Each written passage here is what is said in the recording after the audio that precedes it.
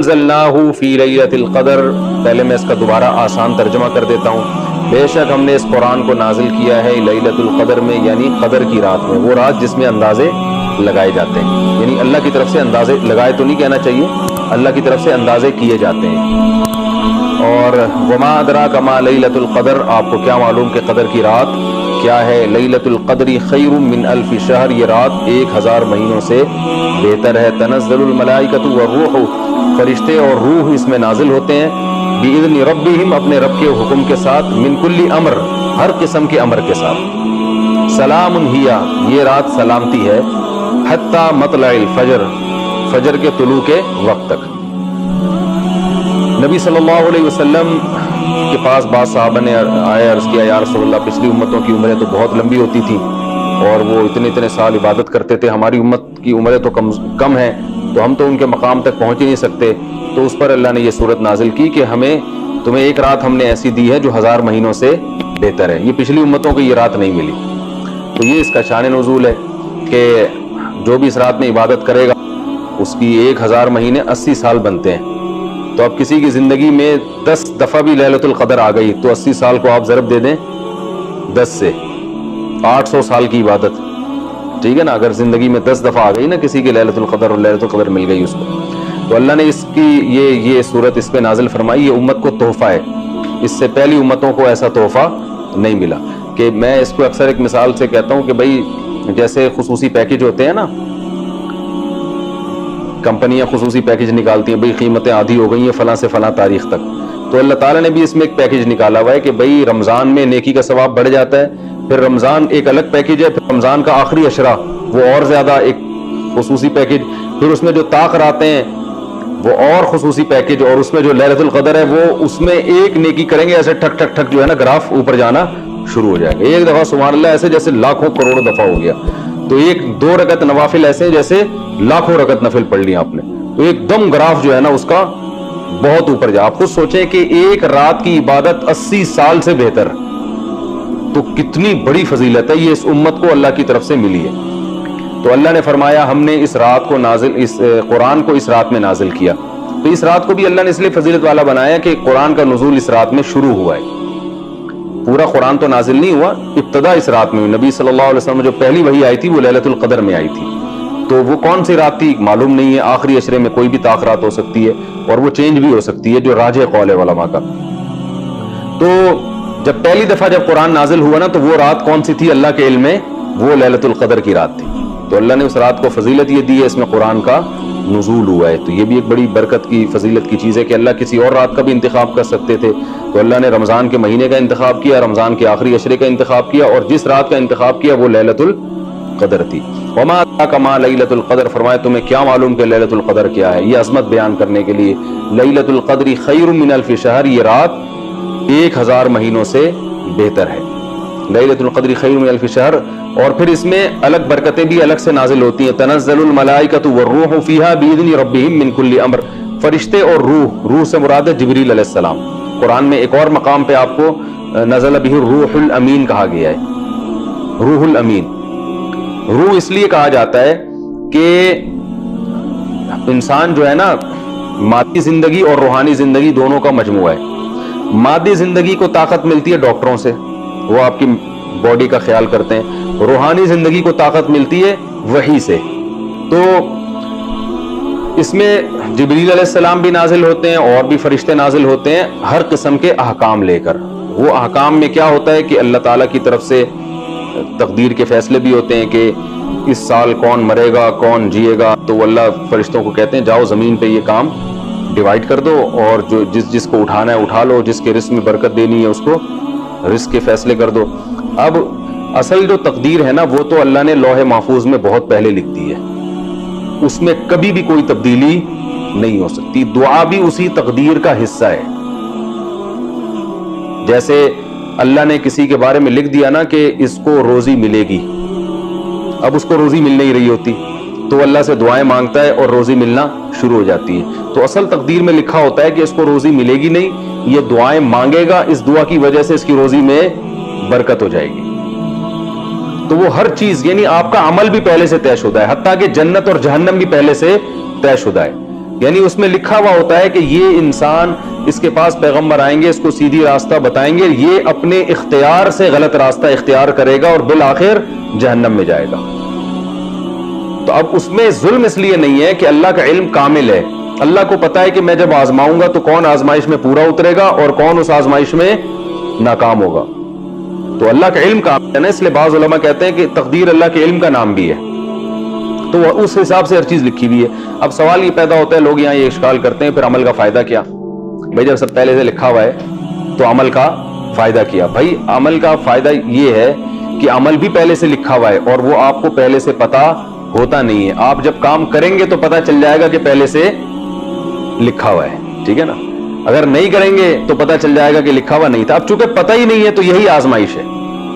اس کی میں ایک مثال دیتا ہوں کہ ایک زید نے مثلاً بکر کو قتل کیا، ٹھیک ہے نا؟ پیر کے دن زید نے بکر کو قتل کیا 6 بجے فار ایگزامپل۔ بکر کے وارثوں نے زید کو پکڑ لیا، بولا تو نے بکر کو مارا تھا لہذا اب ہم تجھے بھی قتل کریں گے۔ تو زید کیا کہتا ہے؟ زید جو قاتل ہے وہ کہتا ہے دیکھو پیر کے دن صبح 6 بجے اس کی تقدیر میں قتل ہونا لکھا تھا یا نہیں لکھا تھا؟ ہر چیز پہلے سے لکھی ہوئی ہے نا۔ تو بکر کے وارثوں کا چونکہ ایمان ہے وہ کہیں گے ہاں لکھا ہوا تھا۔ تو زید کہے گا کہ میرا پھر قصور کیا، بھائی اس کا تو قتل سے ہی مرنا تھا اس نے، میں نے تو وہی کام کیا جو تقدیر میں پہلے سے لکھا ہوا تھا۔ تو بکر کے وارثین کیا کہیں گے؟ یہی کہیں گے نا کہ یہ لکھا ہوا تو قتل کے بعد پتا چلا ہے نا، قتل سے پہلے تھوڑی پتا تھا کہ لکھا ہوا ہے۔ تم نے تو اپنے اختیار سے یہی ایسا کام کیا جس کا پورا مکمل تمہیں اختیار تھا۔ یہ تو اللہ کو پہلے سے علم تھا کہ زید مکمل اپنے اختیار کے ساتھ بغیر کسی جبر و اکراہ کے پیر کے دن صبح 6 بجے بکر کو قتل کرے گا، یہ تو اللہ جانتا تھا اور اللہ کے علاوہ کوئی نہیں جانتا تھا۔ تم جب بکر کو قتل کرنے کے لیے جا رہے تھے پیر کے دن صبح 6 بجے تو تمہیں کہاں سے علم ہو گیا کہ تقدیر میں لکھا ہوا ہے؟ تو کسی پیغمبر کو بھی اللہ نے تقدیر کا علم دیا، تو تم تو یہی ظلمی کی نیت سے جا رہے تھے نا۔ تو یہ تو ہے تحقیقی جواب۔ اگر زید کی سمجھ میں یہ جواب نہ آئے، وہ کہے نہیں جی تقدیر میں تو لکھا ہوا تھا تو میں نے کون سا جرم کیا، میں سزا کا مستحق نہیں ہوں، تو بکر کے وارثوں کو چاہیے پھر وہ زید کو کہیں کہ ہم آپ کی گردن اڑا رہے ہیں، لکھا ہوا ہوگا تو مر جاؤ گے، نہیں لکھا ہوا ہوگا تو نہیں مرو گے۔ تو جیسے آپ بے قصور تھے اس کو مارنے میں تو ہم بھی آپ کو مارنے میں کیا ہیں، گردن اڑا دیں۔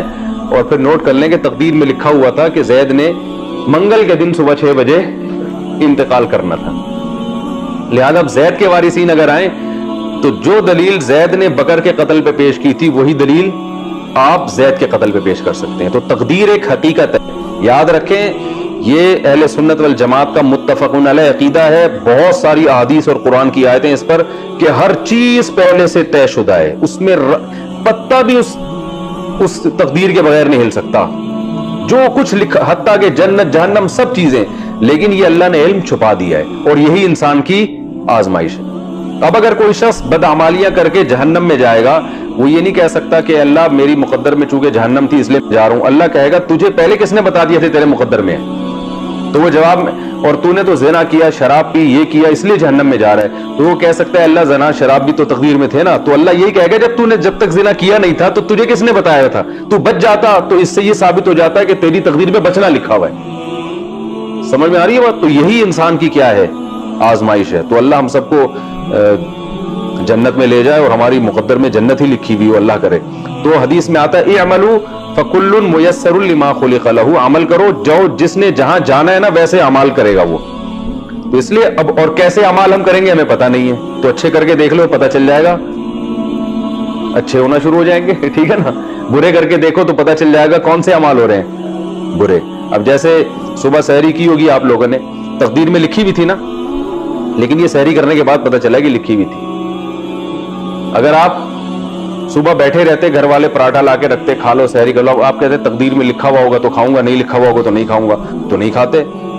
جب ٹائم گزر جاتا تو پتہ چل جاتا تقدیر میں لکھا ہوا تھا کہ نہیں۔ تو جیسے تقدیر دنیا کے کسی جرم میں عذر قابل عذر نہیں ہے، اور کوئی دنیا میں ایسا نہیں دیکھا جو تقدیر کی بیس پر دنیاوی اسباب چھوڑ دیتا ہو، تو ایسے اخروی اسباب بھی چھوڑنے کی اجازت نہیں ہے۔ جبکہ دنیاوی اسباب میں تو بعض دفعہ نتیجہ سبب اختیار کیے بغیر بھی نکل جاتا ہے، آخرت میں نہیں نکلے گا، عمل ہی پہ جنت ملے گی اور عمل ہی پہ جہنم ملے گی۔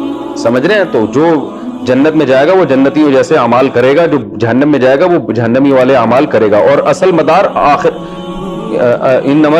وہ کیا ہے، انما الاعمال بالخواتیم، حدیث میں آتا ہے کہ اصل مدار خاتمے پر ہے. ایک آدمی ساری زندگی گناہ کرتا رہا تو آخر میں نیک بن گیا، سارے گناہ چھوڑ دیے، جنت میں جائے گا. ایک آدمی ساری زندگی اچھا کرتا رہا، آخر میں مرتد ہو گیا، کافر ہو گیا، تو جہنم میں جائے گا وہ. تو آخر تک جو ہے نا، اب اس کا یہ مطلب نہیں کہ آپ ابھی برے اعمال کرتے ہیں بولے آخر میں نیک بن جاؤں گا. تو مطلب حدیث کا یہ ہے کہ ابھی نیک اعمال کر رہے ہو تو آخر تک کنٹینیو کرنا ہے اس کو، اور جو برے اعمال کر رہا ہے تو اسے امید دلائیے کہ ابھی بھی موقع ہے، سدھر جاؤ. اللہ ابھی سدھرو گے تو پچھلے اعمال نہیں دیکھے گا اللہ تعالیٰ.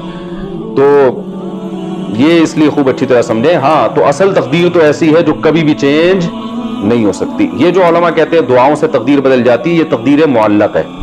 تقدیر معلق یہ ہوتی ہے لٹکی ہوئی تقدیر، کہ اس میں یہ ہوتا ہے کہ یہ بیمار ہو کے مرے گا جو ہے نا، لیکن وہ دعا مانگتا ہے تو کیا ہوتا ہے، وہ آدمی بچ جاتا ہے، مرتا نہیں. کیونکہ تقدیر مبرم میں لکھا ہوا ہوتا ہے کہ یہ مرنے والا تھا، لیکن چونکہ یہ دعا مانگ لے گا لہذا یہ بچ جائے گا. تو یہ جو دوسرے نمبر والی تقدیر ہے نا، یہ دعاؤں سے چینج ہوتی ہے. پہلے نمبر والی تقدیر میں دعا بھی شامل ہوتی ہے. دوبارہ بتا دیتا ہوں، تقدیر کی دو قسمیں، تقدیر معلق اور تقدیر مبرم. تقدیر پہ شارٹ کلپ الگ سے بنا دینا پورا. واسع خان ان کو بتانا پڑتا ہے، اتنی سینس نہیں ہے. دو چار جب تک ہوئی ہے، اب ماموں کا ڈر نہیں ہے نا. یہ بتا رہا ہوں آپ، اللہ نے فرمایا نا راہ استغنا، انسان اپنے آپ کو مستغنی سمجھتا ہے تو اللہ سے نہیں ڈرتا، تو ماموں سے کون ڈرے گا. تو تقدیر مبرم جس میں کبھی بھی چینجنگ نہیں ہو سکتی، اور معلق جو لٹکی ہوتی ہے کہ یہ کر لیا تو یہ ہوگا ورنہ یہ ہوگا. تو یہ جو دوسرے نمبر والی تقدیر ہے نا، جو لٹکی بھی ہوتی ہے، یہ دعاؤں سے بھی چینج ہو جاتی ہے، اسباب سے بھی چینج ہو جاتی ہے. تو اب جو فرشتے جو نازل ہوتے ہیں نا، تو وہ فرشتے اسی تقدیر مبرم کے حساب سے فیصلے کر رہے ہوتے ہیں. اب سوال پیدا ہوتا ہے، وہ تقدیر میں تو سب کچھ اللہ نے پہلے سے لکھ دیا ہے، تو فرشتے جو نئے آرڈر لے کے نازل ہوں گے تو ہمیں عبادت کرنے کا حکم کیوں ہے؟ کیا فائدہ ہوگا؟ پورے سال پہ اس کے اثرات کیا پڑیں گے؟ بھائی جب اصل جو اللہ نے لکھ دیا وہ تو چینج نہیں ہو سکتا. تو یاد رکھیں، جب لیلۃ القدر میں کوئی عبادت کرتا ہے، دعائیں مانگتا ہے، تو تقدیر معلق میں تو یہ ہوتا ہے کہ اس سال اس کو یہ حادثہ ہوگا، یہ نقصان ہوگا، لیکن جو لیلۃ القدر میں دعائیں مانگے گا، اچھے اعمال کرے گا، اس کے ساتھ یہ حادثہ نہیں ہوگا.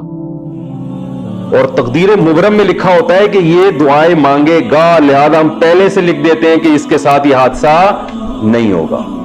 تو لیلۃ القدر میں کس نے عبادت کرنی ہے، کس نے نہیں کرنی، اور اس عبادت کے نتیجے میں پورے سال کے فیصلوں میں کیا اثر پڑے گا اور کیا نہیں پڑے گا، یہ بھی پہلے سے اللہ نے اپنے علم کے مطابق لکھا ہوا ہوتا ہے. تو اس لیے ہمیں چاہیے لیلۃ القدر میں ہم عبادت کریں، دعائیں مانگیں، تاکہ اس کا اثر پورے سال اچھا پڑے. ٹھیک ہے نا؟ یہ بھی ایک لیلۃ القدر کا فائدہ ہے کہ کیونکہ اس میں فرشتے نازل ہوتے ہیں، تو وہ اللہ کے فیصلوں کے ساتھ، تو فیصلہ ظاہر ہے جو اچھے کام کرے گا اس کے حق میں اچھے فیصلے ہوتے ہیں، جو برے کام کرتا ہے اس کے حق میں برے فیصلے. اس لیے علماء کہتے ہیں کہ لیلۃ القدر کی رات میں گناہ کرنا یہ بہت بڑی تباہی ہے، کیونکہ آپ اس وقت میں برائیاں کر رہے ہو جب آپ کے پورے سال کے فیصلے ہو رہے ہیں. جج جب فیصلہ لکھ رہا ہو نا، اور اس وقت آپ جج کو گالیاں دینا شروع کر دو، تو اچھا فیصلہ بھی وہ کیا کر دے گا، چینج کر دے گا. تو اس لیے لیلۃ القدر کی اس لحاظ سے بھی بڑی اہمیت ہے کہ پورے سال کے فیصلے ہو رہے ہیں، تو وہ فیصلے معلق والے فیصلے کہ جو یہ کرے تو یوں کر دینا، یہ کرے تو یوں کر دینا، وہ والے فیصلے. لیکن جو اصل ہے وہ پہلے سے طے شدہ ہے. تو تنزل الملائکۃ والروح فیہا باذن ربہم من کل امر سلام ہی، اللہ فرماتے ہیں یہ رات سراسر سلامتی ہے، اور طلوع فجر تک. تو لیلۃ القدر کا وقت شروع ہوتا ہے عشاء کے وقت سے، یعنی سورج جب 18 ڈگری نیچے چلا جاتا ہے نا، 18 ڈگری، ایک قول کے مطابق 15 ڈگری، لیکن راجح قول کے مطابق 18 ڈگری، جب سورج نیچے چلا جاتا ہے اور مغرب کی جانب سفیدی بالکل ختم ہو جاتی ہے، نہیں سوری، اس میں 15 ڈگری ہے. شفق احمر، سرخ روشنی جب ختم ہوتی ہے نا، تو صاحبین اور تینوں اماموں کے نزدیک عشاء کا وقت شروع ہو جاتا ہے. 15 ڈگری پہ ہوتا ہے وہ، اور جو سفید روشنی ختم ہوتی ہے وہ 18 ڈگری پہ ہوتی ہے. تو 15 ڈگری جب سورج نیچے جاتا ہے اور سرخ روشنی ختم ہو جاتی ہے تو عشاء کا وقت شروع ہو جاتا ہے، اور لیلۃ القدر بھی یہ لیل عربی میں اسی ٹائم کو کہتے ہیں لیل. اور جیسے ہی فجر کا وقت شروع ہوتا ہے, فجر کا وقت بھی جب سورج مشرق کی طرف 15 ڈگری پر ہوتا ہے, جو ہمارے حضرت کا قول تھا اور ہم بھی اسی پر عمل کرتے ہیں, تو اس وقت فجر کا صبح صادق شروع ہو جاتی ہے. اور جو دوسرے علماء ہیں ان کے نزدیک جب سورج 18 ڈگری پر ہوتا ہے, تھوڑا پہلے شروع ہوتی ہے, اور ہمارے حضرت کے ٹائم کے مطابق تھوڑا بعد میں شروع ہوتی ہے. وہ میں نے اس پر بیان بھی کیا ہے. تو بہرحال جیسے ہی صبح صادق شروع ہوگی لیلۃ القدر ختم. تو یہ جو پیکج ہے نا بس اسی ٹائم کے لیے. تو اس پہ لیلۃ القدر کے بارے میں کچھ لوگوں کو سوالات یہ ہوتے ہیں کہ ہر ملک میں الگ ہوتی ہے یا کیا ہوتا ہے. جیسے سعودی عرب میں 27ویں رات ایک دن پہلے آ جاتی ہے, ہمارے ہاں ایک دن بعد آ جاتی ہے. تو جس سعودی عرب میں جب اگر لیلۃ القدر ہوگی تو کیا ہمارے ہاں اسی رات کو ہوگی یا اگلی رات کو ہوگی؟ تو راجح قول اس میں یہ ہے کہ ہر ملک کی اپنی لیلۃ القدر ہوتی ہے. جب یہاں جیسے سعودی عرب میں اگر 27ویں رات پہلے ہے اور ہمارے ہاں اگلے دن ہے, تو ہمارے ہاں لیلۃ القدر 24 گھنٹے بعد ہوگی. اس کی دلیل یہ ہے کہ شریعت میں جتنے بھی احکام ہیں نا جن کا ٹائم سے تعلق ہے, تو اس میں اسی جگہ کے ٹائم کا اعتبار ہوتا ہے جس جگہ پر آپ ہیں. جیسے قرآن میں آتا ہے اور حدیث میں آتا ہے کہ فجر کی نماز کب ہوتی ہے. قرآن میں تو آتا ہے سورج کے ڈھلکنے سے نمازوں کا تعلق ہے, اقیم الصلاۃ لدلوک الشمس. اور حدیث میں آتا ہے کہ طلوع شمس سے پہلے فجر کا وقت ہے. تو طلوع شمس سے پہلے جو فجر کا وقت ہے, تو نبی صلی اللہ علیہ وسلم تو مدینہ میں یہ بات بتا رہے تھے نا. تو کیا جب سعودی عرب میں طلوع شمس کا وقت ہوگا تو ہم پوری دنیا میں فجر کا وقت شروع ہو جائے گا؟ بولو نا بھائی کیا ہو گیا؟ ظاہر ہے سعودی عرب میں بھی صرف مدینہ میں اس وقت فجر کا وقت ہوگا, اور سعودی عرب کے وہ جگہ جو مدینہ سے دور ہیں وہاں فجر کا وقت اس وقت ہوگا جب وہاں سورج نکلنے سے پہلے تک. ٹھیک ہے نا, وہاں جب صبح صادق ہوگی. تو پوری دنیا میں جہاں جہاں صبح صادق ہوگی فجر کے اوقات اور فجر کے احکام شروع ہو جائیں گے. حدیث میں آتا ہے ظہر کا وقت کب شروع ہوتا ہے؟ جب سورج ڈھلک جائے. تو نبی نے یہ بات کہاں کہی ہے؟ مدینہ میں کہی ہے نا. تو اب یہ نہیں کہ مدینہ میں سورج ڈھلک گیا تو پوری دنیا میں ظہر کا وقت ہو گیا, بلکہ پوری دنیا میں جہاں جہاں سورج ڈھلکے گا وہاں وہاں ظہر کا وقت شروع ہوتا چلا جائے گا. مدینہ میں جب ہوا تو مدینہ سے جو علاقے مغرب کی طرف ہیں ان میں بعض میں 5 منٹ بعد ہو رہا ہے, اور تھوڑا اور آگے جائیں گے تو 10 منٹ بعد, اور آگے جائیں گے تو وہ ہر سیکنڈ کے فرق سے فرق پڑتا چلا جائے گا. ٹھیک ہے نا. تو بالکل اسی طرح رمضان, ہر ملک کا رمضان جو ہے نا, جب وہاں چاند ہوگا تو وہ بشرطے کہ گورنمنٹ اس کو مان لے, نہیں مانتی تو پھر جیسے گورنمنٹ فیصلہ کرے. اسی طرح جو یوم نہر ہے اس کا بھی تاریخ سے تعلق ہے نا. 10 ذی الحجہ یوم نہر ہے. تو جہاں جہاں 10 ذی الحجہ ہوگی وہاں بقرعید کا دن ہوگا. اور جہاں یوم عرفہ, تبھی لوگ کہتے ہیں نا ہم عرفہ کا روزہ سعودیہ کے حساب سے لکھیں کیونکہ وہ وہاں میدان عرفات میں لوگ جمع ہوتے ہیں. بھائی یوم عرفہ 9 ذی الحجہ کو کہتے ہیں. تو یہاں کا 9 ذی الحجہ یہاں کے اعتبار سے ہوگا, سعودیہ کا وہاں کے اعتبار. سعودیہ کے 9 ذی الحجہ پہ آپ نے روزہ نہیں رکھنا, جو صحیح قول ہے. تو اسی طرح لیلۃ القدر, خود رات بھی تہجد جو ہے نا, تہجد رات کے آخری حصے میں حدیث میں آتے ہیں اللہ آسمان دنیا پہ آتے ہیں. وہ کیسے آتے ہیں وہ تو اللہ ہی جانتا ہے, وہ اللہ کو انسانوں پر قیاس نہیں کیا جا سکتا. تو رات کا آخری حصہ ہر ملک میں الگ ٹائم پہ ہو رہا ہوتا ہے, ہر شہر میں الگ ٹائم پہ ہوتا ہے. کراچی میں جس ٹائم پر ہے حیدرآباد میں تھوڑا سا فرق ہوگا. تو ہر شہر کی رات الگ حساب سے ہوگی. تو اسی طرح ہر شہر کی جو لیلۃ القدر ہے وہ بھی اسی تاریخ کے حساب سے ہوگی. تو اگر 27, ہاں یہ ضرور ہے کہ راجح قول یہی ہے کہ اگر اللہ تعالیٰ کے علم میں اس دفعہ 23ویں رات تھی لیلۃ القدر, تو پوری دنیا میں جہاں جہاں 23ویں رات آئے گی اور جس ٹائم پہ آئے گی لیلۃ القدر شروع ہوتی چلی جائے گی. کیونکہ جو لوگ کہتے ہیں نا سعودیہ کے حساب سے, تو بھائی سعودیہ کے حساب سے تو یہاں رات ہی نہیں ہوتی. بھائی سعودی عرب میں جب 27ویں رات شروع ہوئی تھی یہاں پر ہم 2 گھنٹے آگے جا چکے تھے. کیا مطلب ہمیں, اور سعودی عرب میں پہلے ختم ہو گئی تھی نا, 2 گھنٹے پہلے, 2 گھنٹے لیٹ شروع ہوتی ہے. یعنی ہمارے ہاں جب 27ویں رات شروع ہوئی تھی تو لیلۃ القدر اگر ہم سعودیہ کے حساب سے چلیں گے تو سعودی عرب میں تو 2 گھنٹے بعد ہو رہی ہے. تو اس کا مطلب ہمارے یہاں 2 گھنٹے لیلۃ القدر کے ضائع کر دی اللہ تعالیٰ نے. ہمیں سعودیہ والوں سے کم لیلۃ القدر ملی ہے.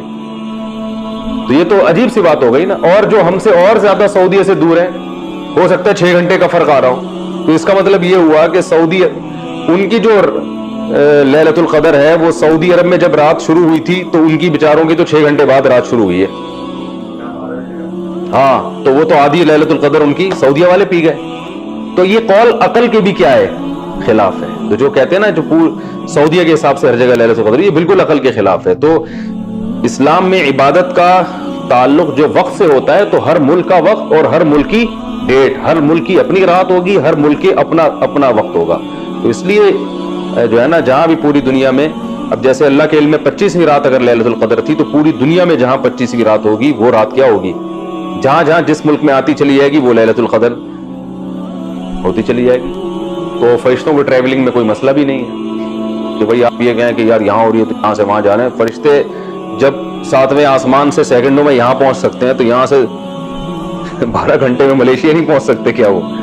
ٹھیک ہے نا. تو فرشتے چلے جاتے ہیں. اچھا فرشتوں کا کام کیا ہوتا ہے؟ وہ لوگوں کی عبادتیں دیکھ رہے ہوتے ہیں، لوگوں کے اعمال نوٹ کر رہے ہوتے ہیں. وہ تو ویسے بھی کر رہے ہوتے ہیں، لیکن اللہ تعالیٰ نے اس رات کے لیے اپنے فرشتے رکھے ہیں. اور جبریل علیہ السلام ویسے بھی بس اتنے مبارک کام کے لیے نازل ہوتے تھے، جو پیغمبروں تک وحی پہنچانے والا کام. کیونکہ انبیاء میں سب سے افضل محمد صلی اللہ علیہ وسلم ہے، اور امت کا اجماع ہے کہ فرشتوں میں سب سے افضل جبریل علیہ السلام ہے، کیونکہ اللہ نے ان کو سب سے اعلیٰ اور عرفہ کام کے لیے منتخب کیا ہے.